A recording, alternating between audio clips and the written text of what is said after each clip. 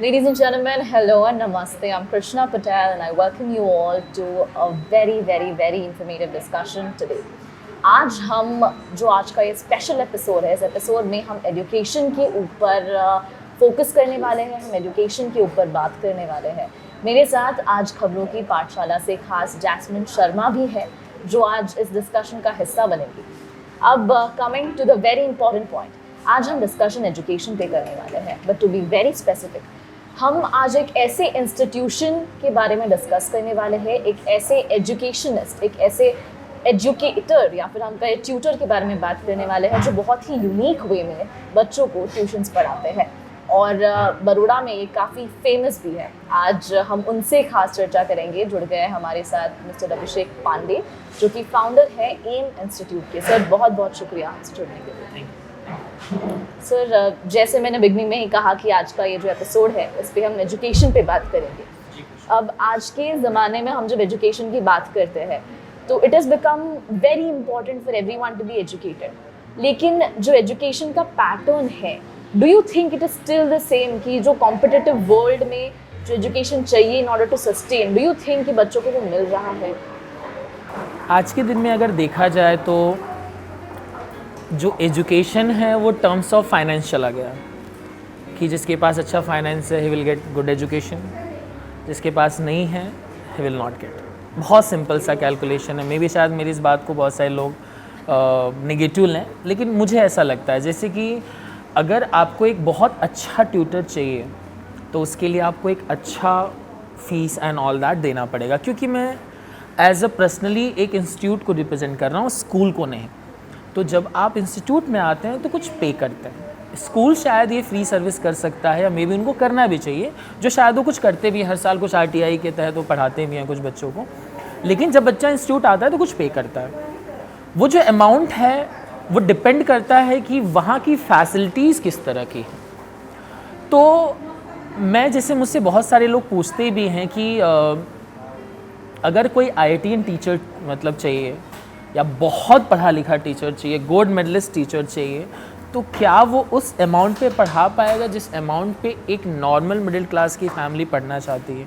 तो जनरली ऐसा होता है कि वो लोग फिर नहीं कर पाते। तो वो एक नॉर्मल एजुकेशन, हाँ अगर बच्चा इंटेलिजेंट है, बहुत मेहनत कर रहा है और थोड़ी किस्मत साथ दी गई तो वो एक अलग मैथड, वो एक्सेप्शनल है। लेकिन मेजर ऑफ बच्चे जो हैं वो कहीं ना कहीं वो फाइनेंस के तहत आते हैं, तो अभी उनको लगता है कि बहुत अच्छा पैसा है तो हम देंगे। और बेसिकली आज पेरेंट्स कोशिश कर भी रहे हैं, वो लोन ले लेते हैं, पैसे बोरो कर लेते हैं, लेकिन कोशिश करते हैं कि बच्चा अच्छी जगह जाए।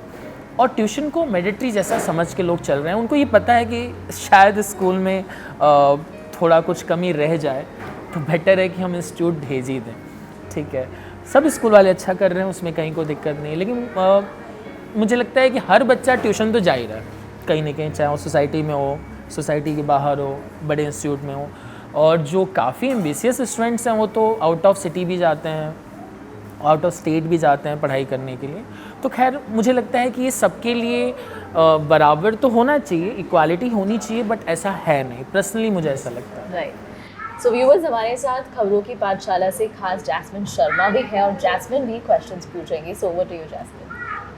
सर, मेरा पहला सवाल कि आप 365 दिन पढ़ाते हैं, तो आप कोई छुट्टी नहीं देते, तो बच्चों आपसे नाराज़ हो जाते होंगे, तो आप उनको कैसे तैयार करते हैं?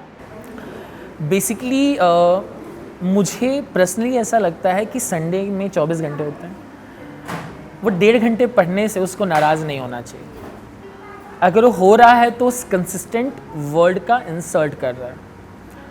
इफ़ पेरेंट्स सेज दैट, अगर कोई पेरेंट्स बोलता है कि बेटा तुम रेगुलर पढ़ो, कंसिस्टेंट पढ़ो, तो ऐसी छुट्टियों में वर्ड कहाँ चला जाता है? मतलब आपके लिए सिर्फ कंसिस्टेंट सिर्फ बोलने के लिए है कि मानने के लिए भी है? आप तो बोल देते हो बेटा डेली पढ़ो, तो डेली में क्या आप ये मेंशन करते हो क्या कि संडे मत पढ़ना, दिवाली को मत पढ़ना, होली के दिन मत पढ़ना, वेकेशन में मत पढ़ना? ये तो या तो आप डे 1 ये क्लियर करके रखो कि डेली पढ़ो लेकिन इन दिनों में मत पढ़ो। तो ज़्यादा इंपॉर्टेंट है कि 365 दिन पढ़े। बच्चा जब छुट्टी पे रहता है ना, स्पेशली 7 से 10th, मैं बेसिकली सिर्फ 7 से 10th के बच्चों को पढ़ाता हूँ।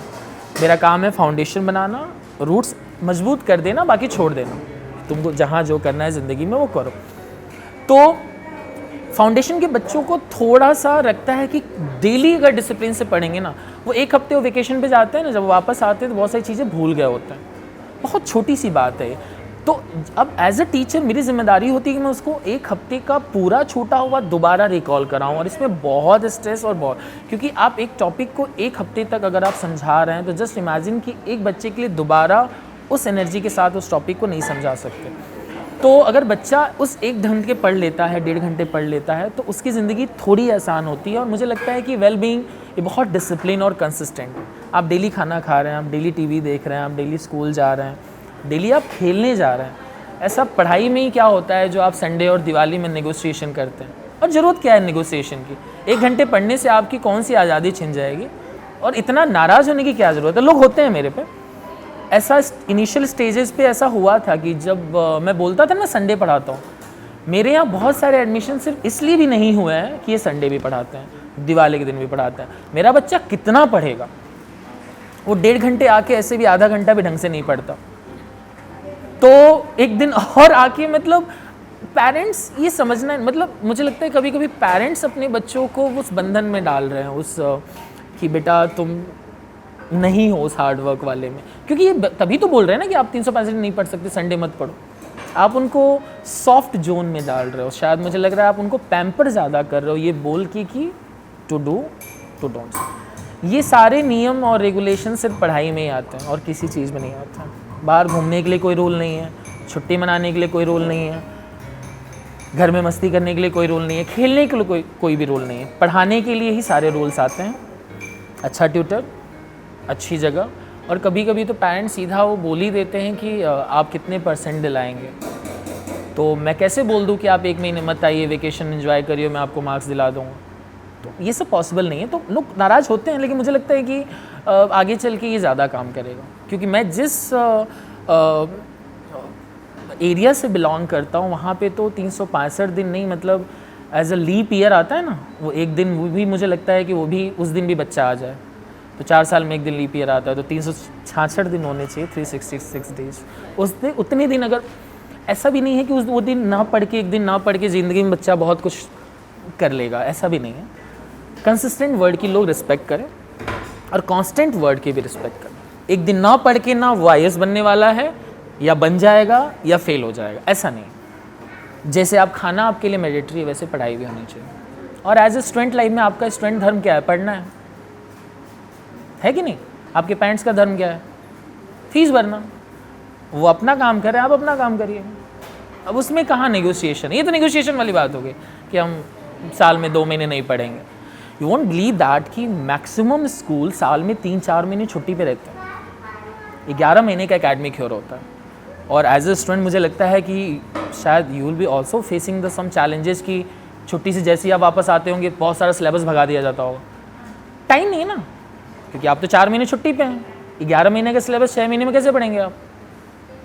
तब आप बोलते हैं कि जल्दी जल्दी पढ़ा दिया, खुद करके आ जाना। तो ये कॉन्सिक्वेंसेस तभी तो आप फेस करते हैं, ये आपकी सोच की वजह से आप फेस करते हैं। जी सर, इन दिनों जो मेंटल हेल्थ एक्टिविस्ट्स होते हैं स्पेशली, तो वो एक चीज़ लेके आया है कि जो जैसा आपने बोला कि अब 7th स्टैंडर्ड से लेके 10th स्टैंडर्ड तक के बच्चों को पढ़ाते हैं। Now this is also the age where they hit their puberty, also the age where they are going through a lot of hormonal changes in their body, meaning their mental health becomes very important. So do you think kahin na kahin putting them in a space, because not every time I think someone will be in a mood to study, तो क्या आपको लगता है कि every time putting them or forcing them in a situation where they have to study would affect their health somewhere or the other? We as institute हमको force करने की ज़रूरत नहीं। अगर पेरेंट्स जब एडमिशन कराने आते हैं कुछ लाइनें बोल दें तो उससे हम खुश हो जाते हैं। वो लाइनें क्या हैं? सर जैसा भी करेगा हमको कोई दिक्कत नहीं है, हम इसको फोर्स नहीं करेंगे। सर मुझे 90% नहीं दिलवाना है, 60-70% में भी हम खुश रहेंगे। ये कुछ अच्छी लाइनें होती हैं जो उनको बोलनी चाहिए। वो जैसे ही बोल देते हैं हमको समझ में आ जाता है कि इस बच्चे को ऐसे ही ट्रीट करना है। हम उसको कोई एक्स्ट्रा प्रेशर नहीं देते, इवन कैपेबिलिटी है तो भी, क्योंकि हमको कहीं से परमिशन नहीं मिली है। तो अगर ये 4-5 लाइनें वो रिपीटेड बोल देते हैं तो मैं फिर, और मुझे ही नहीं, हर उस एज इंस्टीट्यूट ओनर को ये ध्यान रखना चाहिए कि जब पेरेंट्स ने डिस्क्लेमर दे दिया फिर आपको वो चीज़ नहीं करनी। जैसे हमारे यहाँ कुछ एडमिशन ऐसे भी होते हैं कि सर बच्ची बहुत क्या बोलते हैं उसको, बहुत सॉफ्ट है, सेंसिटिव है और हमने आज तक कभी नहीं डांटा, तो प्लीज़ सर आप थोड़ा सा ध्यान रखिएगा। तो हम ऐसे बच्चों को कोशिश करते हैं कि होमवर्क ना भी करके आए ना तो भी हम ठीक है बेटा करके आना। बेसिकली मैं थोड़ा स्ट्रिक्ट हूँ, क्यों नहीं करके लाए, क्या प्रॉब्लम है, पेरेंट्स को फ़ोन लगाओ, क्लास से बाहर निकलो, कल हो जाना चाहिए। ऐसे लाइंस मैं यूज़ करता हूँ उन बच्चों के लिए जो थोड़े से हैं। लेकिन जब मुझे पता चल जाता है कि नहीं इसको नहीं बोलना है तो हम नहीं बोलते। ऐसा कई बार हुआ भी है कि कभी हम बोल देते हैं, बच्चा फिर रोने लगता है क्लास में, तो हमको फिर हम बाद में हम गिल्ट में आ जाते हैं, क्योंकि जितना स्ट्रेस क्लास में नहीं उससे ज़्यादा उसको चुप कराने में उस दिन लग जाता है। खैर, लेकिन हमको जब पता चल जाता है तो हम, क्योंकि हमको नहीं पता ना, और यही पता करने के लिए हमने एक साइकोमेट्रिकल टेस्ट रखा है, तो उसमें पता चल जाता है कि बच्चा किस तरह के एटमॉस्फियर से गुजर रहा है, उसके दोस्त कैसे हैं, उसके पेरेंट्स के बारे में उसकी सोच कैसे है, तो उस हिसाब से भी हम उसको ट्रीट करते हैं। एंड ये हम अपने बच्चों के लिए फ्री ऑफ कॉस्ट रखते हैं जो हमारे यहाँ स्पेशली आता है। बेसिकली आप कहीं और जाते हैं तो इसके लिए 4-5,000 सिर्फ इवैल्यूएशन के लिए पे करना पड़ता है कि आप क्या सोचते हैं। जनरली मान लीजिए कि इस बच्ची ने आर्ट्स लिया हुआ है, जैसे कि मैंने थोड़ा समझा, तो अभी आर्ट्स लेने से पहले इसके लिए और क्या क्या स्कोप हो सकते थे ये साइकोमेट्रिकल टेस्ट में पता चल जाता है। मान लीजिए कैपेबल हो साइंस के लिए, लेकिन इंटरेस्ट इसका आर्ट्स में हो, ये वो टेस्ट जज करता है। तो इसने अपने इंटरेस्ट वाला किया शायद, तो मे बी चीज़ें बेहतर हुई। तो जी यस, जैसे हमने सुना है कि आप बच्चों के साथ साथ पेरेंट्स को भी खास ट्रेनिंग देते हैं, तो आपको ये विचार कैसे आया? तो 2009 से शुरू हुआ था, 14 ईयर्स कंप्लीट हो जाएंगे अभी। 13 साल के बाद ये समझ में आया मुझे। 13 साल में कुछ ऐसा काम कर रहा था जिसकी वजह से मुझे लगा कि कहीं एक जगह से तो लूपहॉल है, और वो कहाँ से है, ढूंढते हैं उसको। जैसे हमारे घर में अगर शॉर्ट सर्किट होता है, कुछ प्रॉब्लम आती है, तो हम कहाँ जाते हैं, जहाँ पे मेन सारे वो MCBs एंड ऑल दैट लगे होते हैं। वैसे ही बच्चे का जो पावर हाउस है एज उसके पेरेंट्स हैं। तो और ये बहुत चैलेंजिंग था जब मैंने अनाउंस किया कि मैं आपको भी ट्रेन करूँगा। बहुत सारे लोग बुरा मान गए, हम तो अपने बच्चे को ट्रेन करने के लिए मच मोर कैपेबल है, आप क्या सिखाएंगे हमको। इसको जवाब भी देना पड़ा मुझे। मैंने बोला कि आप कैपेबल होंगे, उसमें कोई डाउट नहीं है, ऐसा आप मैच्योर कैपेबल होंगे कि आप अपने बच्चे की फिजिकल डेवलपमेंट का ध्यान रख रहे होंगे एज वेल एज मेंटल। लेकिन जो टेक्निकल डेवलपमेंट है जिसको आज के परिवेश में आपको समझना चाहिए, वो शायद आपको एज अ ट्रेनिंग से आएगी। आज अगर आप ये बोलते हैं कि टिल डेथ भी सीखते रहना चाहिए, तो जब मैं ये बोलता हूँ कि 40-50 साल, अभी तो मेरे 7 से 10 तक के पेरेंट्स की उम्र होगी क्या, नियर 50 या उससे भी कम, सीखने में क्या हर्ज, कौन सी आपकी सेल्फ रिस्पेक्ट इसमें चली जा रही है। बहुत सारे पेरेंट्स नहीं भी आए, हम क्यों चाहें, उनको तो सब आता है, मतलब कोई बात नहीं, जितने आए मैं उनको सिखाऊं। तो जब मैं पेरेंट्स को ट्रेन कर रहा था तो सब ने बोला कि सर फ़ोन कैसे छुड़वाएं बच्चे का, फ़ोन बच्चे नहीं करते। और ये समस्या मेरे पास बहुत सालों से आ रही है, सर बच्चा फ़ोन में ज़्यादा रहता है। उस दिन मैंने सबसे पहला सवाल उनसे पूछा, आप कितने देर फ़ोन पे रहते हैं, तो they are not answerable for this. तो जब उन्होंने आंसर नहीं दिया तो मैंने बोला पहले आप बंद करिए या आप कम करिए, फिर आप उसको पॉइंट करिए। आप खुद 4 घंटे देख रहे हो और बच्चा आधे घंटे देख लेगा, तो कहाँ, मतलब ये कॉम्पिटेंसी कहाँ चल रही है। घर में ही कॉम्पिटिशन चल रहा है, मम्मी आप भी 4 घंटे देखिए, मैं भी 6 घंटे देखूंगा। तो इससे बाहर निकलना पड़ेगा, इसलिए पेरेंट्स को थोड़ा ट्रेन किया गया। अच्छा, बहुत सारे पेरेंट्स ने फ़ोन उसके बाद कम यूज़ करना शुरू कर दिया, और उसका आउटकम ये निकला कि बच्चे भी देख के कि अब तो पेरेंट्स भी यूज़ नहीं कर रहे हैं, उन्होंने अपना फ़ोन यूज़ कर। यू वोंट बिलीव दैट कि मेरे एम एजुकेशन बहुत सारे 8th के पेरेंट्स हैं जिन्होंने अपने घर का केबल टीवी तक कटवा दिया है कि बच्चा अगले 2 साल बाद 10th में आएगा। 3 साल तक पेरेंट्स भी टीवी नहीं देखना चाहते हैं बिकॉज ऑफ बच्चा उस जोन में है। अगर आप बहुत सारा बलिदान नहीं देंगे तो आउटकम अच्छा नहीं निकलेगा। मैं कर्म और किस्मत वाले लाइन से हट के बात कर रहा हूँ आज के दिन में। तो जो 8वीं के पेरेंट्स ने टीवी हटाया, उसकी भी तो महत्वाकांक्षाएं होंगी, कुछ फीलिंग्स होंगी, मैं भी टीवी देखूँ एंड ऑल दैट। इवन उन्होंने भी डब्बा फ़ोन यूज़ किया, not using 4G and 5G।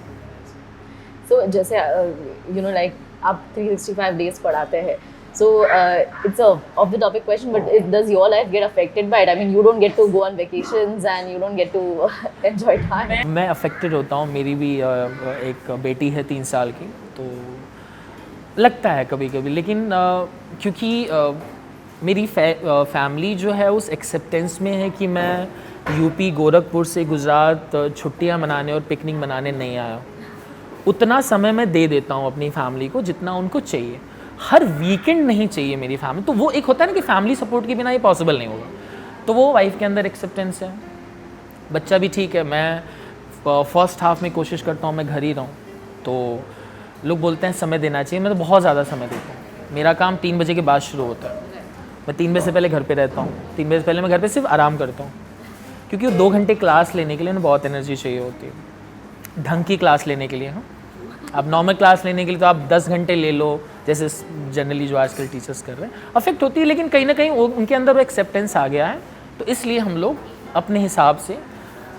एक बार का तो ऐसा इंसिडेंट है कि मैं, ये शायद पर्सनल हो जाएगा थोड़ा सा, मैं ट्यूसडे को मूवी देखने चला गया था, एंड माजलपुर का बहुत फेमस मॉल था, and you won't believe that सिर्फ थिएटर में 2 लोग थे, मैं, मेरी वाइफ और एक और 2 लोग, बच्ची तो भी बहुत छोटी थी।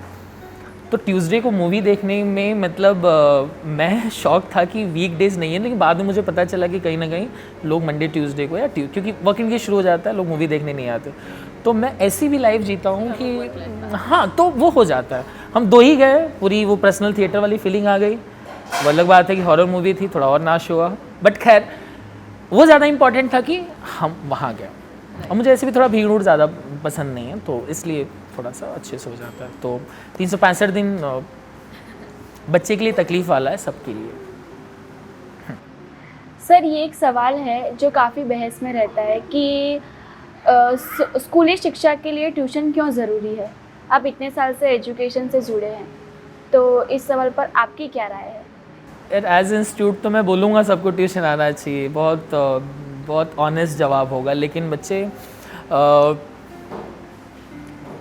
अगर स्कूल बहुत अच्छा कर रहे होते तो शायद हम जैसे इंस्टीट्यूट की ज़रूरत नहीं होती, लेकिन कुछ कमी या कुछ लैक ऑफ रह जाता है स्कूलिंग में, तो पेरेंट्स अपनी उस जो बोलते हैं ना थोड़ा सा शंका, क्या बोलते हैं उसको, हाँ, डाउट बोल सकते हैं या इनसिक्योरिटी बोल सकते हैं कहीं ना कहीं, कि मेरा बच्चा सफ़र ना करे, कि भाई स्कूल में थोड़ा रह गया तो भी, क्योंकि उनको केयर चाहिए अपने बच्चे के लिए। 50 बच्चों में नहीं हो पा रहा, क्योंकि स्कूल में बहुत सारे सेक्शन होते हैं, 40-50 बच्चे हर सेक्शन में, तो उनके बच्चे को कहाँ अटेंशन मिले। तो इसलिए भी उनको लगता है कि अगर मैं अपने बच्चे को थोड़ा पर्सनल मॉनिटरिंग में डालूंगा तो वो ज़्यादा इंपॉर्टेंट है। अब पर्सनल मॉनिटरिंग में मतलब ट्यूशन्स आ जाता है, इंस्टीट्यूट आ जाता है। ये उन्होंने सोचा था ऐसा ही, हाँ, बट ऐसा हुआ नहीं। इस शहर के 99.99% एक्सेप्ट मी स्कूल वाली स्ट्रेंथ आज भी ट्यूशन में चला रहे हैं। अभी भी मतलब स्कूल वाली 50 की स्ट्रेंथ अब ट्यूशन में आ गई, क्योंकि एक स्कूल को, अगर एक स्कूल के मैं सारे बच्चों को पढ़ा दूँ ना, तो 10 इंस्टीट्यूट भी कम पड़ जाएंगे, इतने ऑलरेडी बच्चे होते हैं।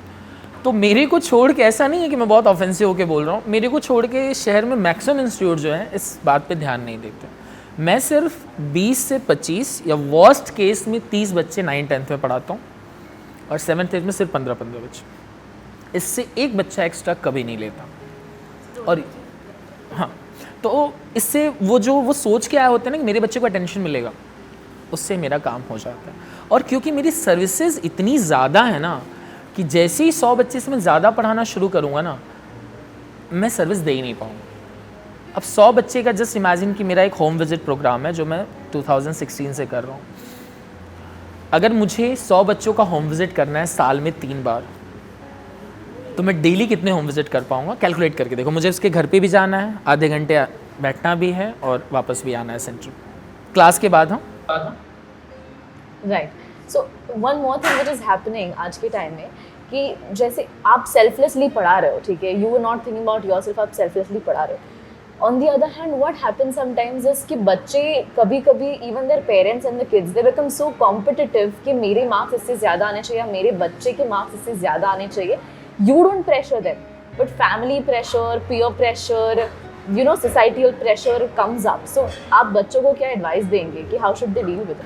मुझे लगता है कि आप एक्सेप्टेंस लेके आ जाइए कि आप जो हैं वही बने रहिए। अगर आपका परफॉर्मेंस एवरेज है तो एवरेज से थोड़ा ऊपर एक्सपेक्टेशंस रखिए, गुड है तो थोड़ा उससे ऊपर, बेस्ट है तो थोड़ा आप टॉप वाले में जोन में जा सकते हैं। ओवर एक्सपेक्टेशंस मत रखिए। अगर आपका बच्चा 40-50% ला रहा है और आके मुझे आप सीधा 90% बोलते हैं, वो मत रखिए। 10% अप एंड 10% डाउन, यही एक्सपेक्टेशंस लेके आप चलते रहिए। ऐसा कई बार होता है कि किसी टेस्ट में बच्चा बहुत अच्छा कर जाता है, फिर दूसरे तीसरे टेस्ट में फिर डाउन हो जाता है। तो जब हम उसका एवरेज निकालते हैं ना, तो यही आता है कि वो 40 या 50% वाला है। तो वो पेरेंट्स को घर पे समझ लेना होगा कि मेरा बच्चा यही है, यही कैपेबिलिटीज़ है और इससे ज़्यादा मैं उसको पुश नहीं करूँगा। यही वजह है कि यही सारी चीज़ को कन्विंस करने के लिए, यही लाइफ में क्लियरिटी लाने के लिए उनके मैंने पेरेंट्स ट्रेनिंग प्रोग्राम शुरू किया। मैं काउंसलिंग से बेहतर ये है कि मैं आपको ट्रेन कर दूँ। 1 by 1 काउंसलिंग बहुत समय लेके जाएगा वो, ठीक है।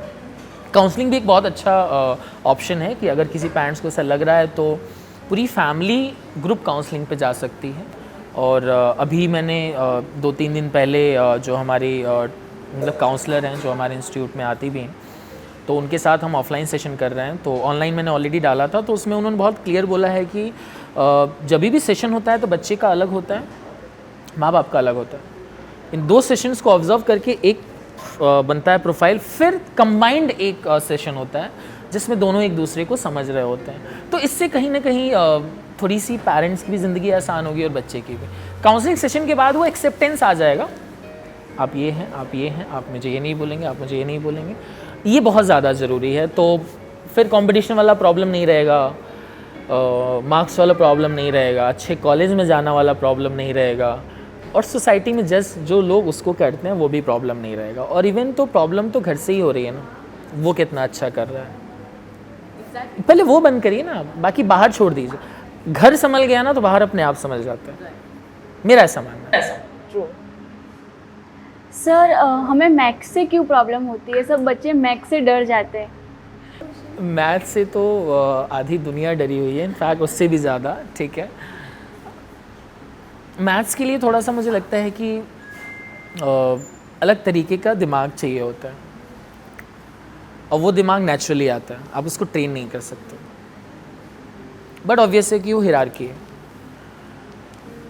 अभी तक ऐसा मैंने पाया पर्सनली कि 10 में से 7 या 8 बच्चे में मतलब बॉयज़ भी आ गए, गर्ल्स आ गए, मैथ्स में सफ़र करते हैं, और इसकी वजह से उनका साइंस भी ख़राब होता है। तो जब मैथ साइंस ख़राब होता है ना, तो कोई एसएस के मार्क्स देखता नहीं। आप उसमें भले ही बहुत अच्छा क्यों ना कर रहे हो, मान लीजिए आप एसएस में 100 में 100 लाए, अब मैथ्स में से आप सिर्फ 30 लेके आए 100 में से, तो वो फिर नॉन नेगोशिएशन मतलब जोन में चला जाता है। मैथ्स में से 100 में 100 है और एसएस में से 30 आ रहे हैं, तो एक्सेप्टेंस आ जाए, कोई नहीं एसएस। ऐसा परसेप्शन सालों से बना हुआ है। आज मैथ्स का फोबिया जो है बहुत ज़्यादा है, अब तो बढ़ रहा है। सिलेबस वही है, बच्चों की थिंकिंग लेवल कम हो गई। लोग बोलते हैं सिलेबस टफ हो गया, सिलेबस टफ नहीं हुआ। सालों से एक ही सिलेबस पढ़ के वो बच्चे आगे निकले हैं ना, आपसे हैंडल नहीं हो रहा है वो सिलेबस। और थोड़ा पढ़ाने वालों की भी प्रॉब्लम कि जहाँ से आप सीख रहे हैं, मे बी स्कूल हो, इंस्टीट्यूट हो, अगर आपको एक ढंग का ट्यूटर मिल गया ना, तो मैथ्स वाली प्रॉब्लम मैक्सिमम हद तक कम हो सकती है। और इसी के लिए मैंने एक नाम सोचा और एक यूट्यूब चैनल शुरू किया जिसका नाम है मैथ्स तत्व। जैसे पंच तत्व होता है, उसके बिना भी हमारी लाइफ पॉसिबल नहीं है, और मैथ्स तत्व के बिना भी लाइफ पॉसिबल नहीं है। तो इसका मैंने नाम रखा है मैथ्स तत्व द सिक्स्थ एलिमेंट। तो ये तत्व की अगर आपकी बॉडी में कमी है, आपकी पढ़ाई में कमी है, तो वो अगेन वो बोलते हैं ना कि हार्मोनल जो मैम बात कर रही थी बैलेंसेस की, वो इसीलिए प्रॉब्लम आता है कि सारे तत्व स्पेशली आपके बॉडी में होने चाहिए। मैथ्स के लिए सबसे ज़रूरी है कि आप बेसिक अपना अच्छा रखें। मैं हर बच्चे को बोलता हूँ कि 7वीं 10वीं तक का मैथ्स अच्छा रखो, उसके बाद मत पढ़ो मैथ्स, चलेगा। इस देश के 95% कॉम्पिटिटिव एग्ज़ाम में ना 7 से 10 तक का मैथ्स आता है, ये हर बच्चे को पता है, लेकिन यही 7 से 10 वो फोकस नहीं करते। और बहुत स्ट्रेस लगता है एक बच्चे को ये कन्विंस कर पाने में कि तुम कर सकते हो। और साथ में ये डाइल्यूशन के साथ कि वो कब तक वो चीज़ कंसिस्टेंट रहेगी, क्या वो बच्चा 10 दिन भी इस बात को सर्वाइव कर पाएगा। तो मैथ्स वाली प्रॉब्लम तो सबके साथ है, मुझे लगता है कि थोड़ा तरीका अलग हो तो बढ़िया से हो जाएगा, प्लस आपके पास अगर ढंग का ट्यूटर है तो मैक्सिमम लेवल तक ये फोबिया दूर हो सकता है, और नहीं है तो ट्यूटर ढूंढिए, क्योंकि अच्छा ट्यूटर भी आपको भगवान के आशीर्वाद से ही मिलेगा। आपको एक श्लोक पता है ना रामायण का, विनु हरि कृपा मिले ही नहीं संता, तो बिना भगवान की कृपा के आपको अच्छे गुरु नहीं मिलेंगे, टीचर मिल जाएंगे। और टीचर और गुरु के बीच का बहुत डिफरेंस है, बहुत, मतलब टीचर आपको बहुत मिल जाएंगे। इवन ये लोग जो यहाँ पे हैं ये लोग भी आपको कुछ अच्छी बातें बता सकते हैं, बट गुरु जो हैं वो मोर देन, वो हज़ारों टीचर्स की शक्ति उस एक गुरु के अंदर होती है, जो आपको पढ़ाने के साथ साथ आपकी लाइफ ट्रांसफॉर्म कर देता है। वो मैथ्स भी दे रहा है आपको लाइफ, मतलब आपको ऐसा ही टीचर ढूंढना चाहिए कि जिसके अंदर गुरु वाले तत्व हों, जिसमें आपका मैथ्स भी वो अच्छा करे और आपकी लाइफ, एकेडमिक्स वाली लाइफ को भी ट्रांसफॉर्म करे। और मुझे लगता है ये सबको ही ढूंढना चाहिए, और जब तक नहीं मिलते हैं तब तक आप कुछ ना कुछ लाइफ में नेगेटिव फेस करते रहेंगे। वन वेरी इंपॉर्टेंट क्वेश्चन जो मुझे लगता है कि इन बिटवीन, जैसे स्कूल अब it is approximately 5 hours, 4 hours to 5 hours, 5 hours max, right? And post that बच्चे ट्यूशन जाते हैं। सो जितने भी हमारे व्यूअर्स हैं जो आपके यहाँ पे ट्यूशन नहीं आते, हाउ वुड यू एडवाइस, आप उन्हें क्या एडवाइस करेंगे कि जो करिकुलर और को करिकुलर एक्टिविटीज़ का सेम एज में बैलेंस होना चाहिए, how do they maintain the balance? और उसी साल 10th आ गया हमारा, तो यहाँ पे तो कॉम्प्रो हो जाता है, या तो तुम स्विमिंग जाओगे या 10th की पढ़ाई करोगे। तो ये चीज़ जो एक्स्ट्रा एक्टिविटी है वो बच्चे के बाय द चॉइस होनी चाहिए, लेकिन वो बैलेंस करने के लिए तुम्हारे पास बहुत समय होता है, जैसे वेकेशन हो गया, संडेज हो गए। और स्पेशली मैं हर उस बच्चे को ये रिकमेंड करता हूँ कि वेकेशन के 40-50 दिनों में तुमको जितना एक्स्ट्रा एक्टिविटी करनी है कर लो, स्कूल वाले टाइम पे अवॉइड करो। कुछ ऐसे काम है कि जैसे क्रिकेट है, बच्चे को डेली जाना है। कुछ ऐसा भी है कि 5 बजे मान लो कि वो क्रिकेट खेल के आ रहा है और 5:30 बजे ट्यूशन है उसका, इतना थक के आ रहा है, वो क्या पढ़ेगा क्लास में? आप जबरदस्ती उसको भेजे पड़े हैं कि तू जा, तो वो काम नहीं होना चाहिए। अगर आप ऐसा कुछ प्लान भी कर रहे हैं तो कम से कम उस एक्टिविटी और उस क्लास के बीच में 1.5 या 2 घंटे का गैप रखिए। कोशिश करिए कि ट्यूशन पहले हो जाए कि बाद में बच्चा इतना ना थका हो कि क्लास में सो जाए। तो सबको करना चाहिए, एक्स्ट्रा एक्टिविटी बहुत ज़्यादा ज़रूरी है। और पेरेंट्स को तो लगता है कि जितना ज़्यादा बिजी रहेगा उतना अच्छा, इसलिए कभी मन नहीं होता तो भी ज़बरदस्ती डाल देते हैं, जा तो सीख, नीचे जाके खेल। बहुत सारे बच्चे होते हैं इंट्रोवर्ट टाइप, घर से निकलते ही नहीं हैं। उन बच्चों के लिए एक्स्ट्रा एक्टिविटी में क्या हो सकता है? चेस हो सकता है। अब अगेन फ़ोन वाली एक्टिविटी से हम दूर रखेंगे, चेस हो सकता है, कैरम खेलें बच्चे के साथ, आर्ट एंड क्राफ्ट दे सकते हैं, ड्राइंग दे सकते हैं। तो इंडोर भी गेम बच्चों के लिए प्लान किया जा सकता है जो स्पेशली बाहर नहीं जा सकते हैं। या एक्स्ट्रा एक्टिविटी का मतलब है कि आपको ग्रुप में भी जाना पड़ेगा।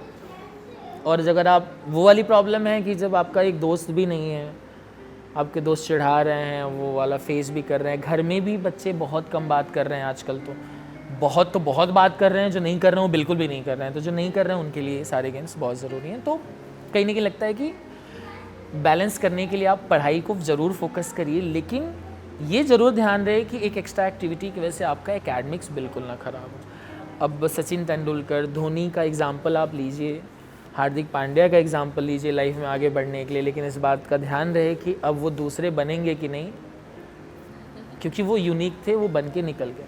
बोलते हैं बच्चे कि सर हार्दिक पांड्या तो 10वीं तक पढ़ा है, हम क्यों पढ़ें? तो मतलब इस तरह का तो मोटिवेशन है इनका, तो क्या ही आप बताएंगे उनको। सर, जब आप स्टूडेंट थे तब आपका सफ़र कैसे स्टार्ट हुआ और आपने अब क्या करना चाहते हो? बच्चे इसमें you won't believe that being a maths teacher, मैं आज मैथ्स ही पढ़ाता हूँ अपने इंस्टीट्यूट में, और 7 से 10 तक के बच्चों को पढ़ाता हूँ। 2009 में जर्नी स्टार्ट हुई और 2023 चल रहा है, तो टोटल 14 ईयर्स कंप्लीट होते हैं। इसके बीच में मैंने 2013-14 के एकेडमिक ईयर से पढ़ाना शुरू किया और मैंने सब्जेक्ट मैथ्स ही पढ़ाना शुरू किया। इससे पहले मैं सिर्फ डायरेक्टरशिप करता था, अपने केबिन में बैठा रहता था और सिर्फ फाइनेंसेस देखता था। 12th में मेरे मैथ्स में 48 मार्क्स थे आउट ऑफ 100। यूपी बोर्ड, हाँ, मतलब यहाँ के 90% के बराबर थे, वो अलग बात है, लेकिन 48 होते हैं। तो सबसे वीक सब्जेक्ट था मेरा मैथ्स।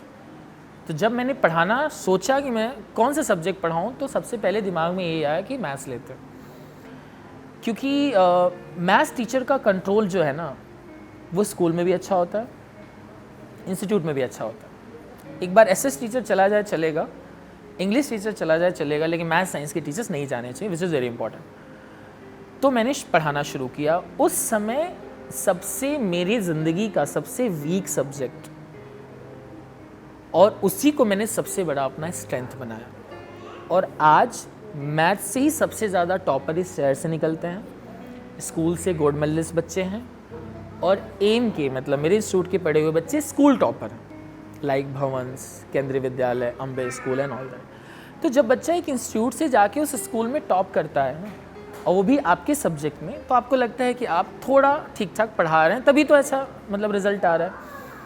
तो वीक वाले सब्जेक्ट से लेके स्ट्रेंथ बनाने की जो जर्नी थी ना, वो लग गया उसमें 10 साल। आपको डे 1 तो नहीं आया होगा, 4-5 घंटे में पढ़ता था, तब जाके आधे घंटे में क्लास ले पाता था, और मैं इसको कई बार अलग अलग प्लेटफॉर्म पे बोल चुका हूँ, ठीक है।